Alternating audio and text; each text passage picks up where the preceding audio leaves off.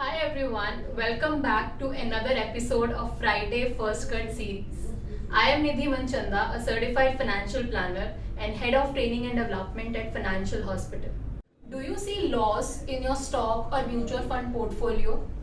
If yes, then what if I tell you that this loss can actually help you save some money? Yes, you heard it right. In today's video, we will understand tax loss harvesting. So to know more, stay tuned. As we are towards the end of the financial year 2021, I would want all of you to check whether you have made any capital gains in this financial year.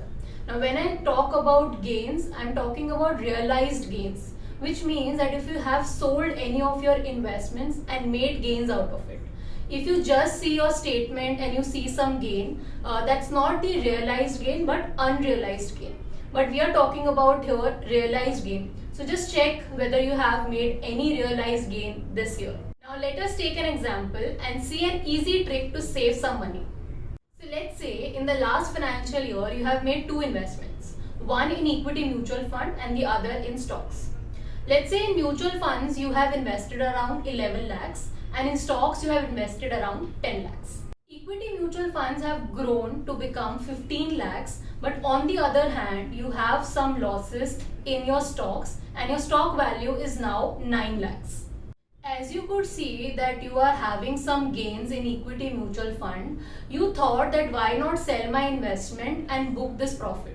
So what you did is you sell off your investment worth 15 lakhs and booked a profit of 4 lakhs. We can call it as realized gain.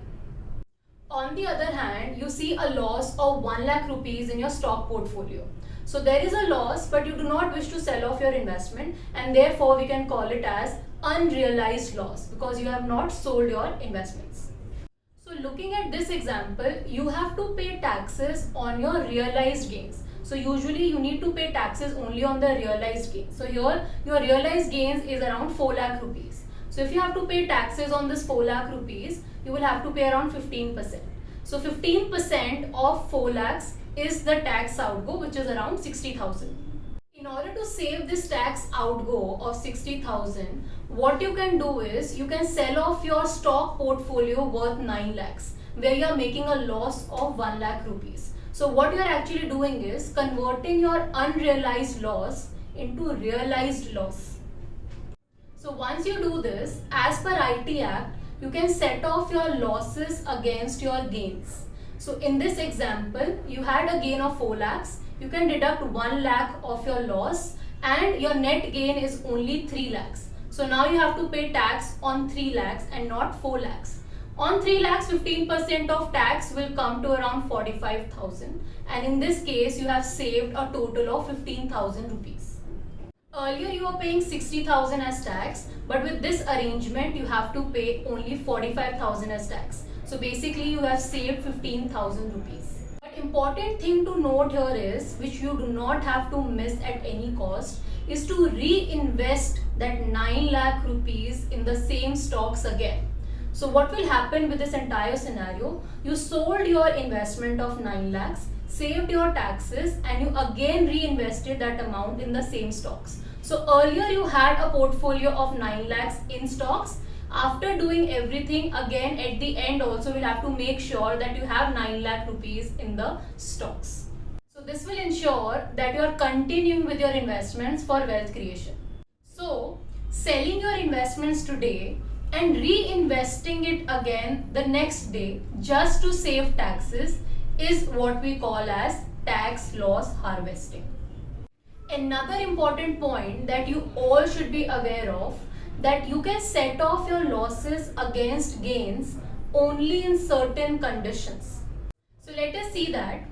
In case you have a short-term capital loss, you can set it off against short-term capital gain as well as long-term capital gain. But in case you have a loss which is long-term capital loss, you cannot set it off against short-term capital gain, but you can definitely set it off against long-term capital gain. Now, you might have a question that how to identify whether it is short-term or long-term. Well, Short term and long term is based on how long you hold an asset before you sell it. Now let's take an example.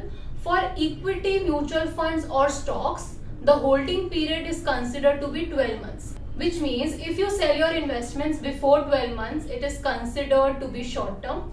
If you sell your investments after 12 months, it is considered to be long term. Another investment is real estate. For real estate, it is 24 months. Let's say if you sell your investment before 24 months, short term, after 24 months, long term. For debt mutual funds, gold or any other investments, the holding period is 36 months. Which means if you sell it before 36 months, short term, after 36 months, long term. I hope tax loss harvesting is now clear. Only last few days are left till 31st March 2021 to take advantage of this tax loss harvesting. So take action now.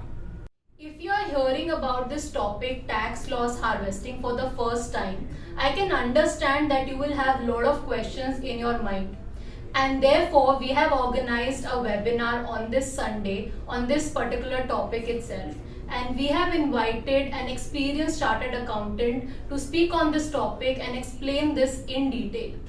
So if you have any questions, do register for this webinar. The link will be in the description box.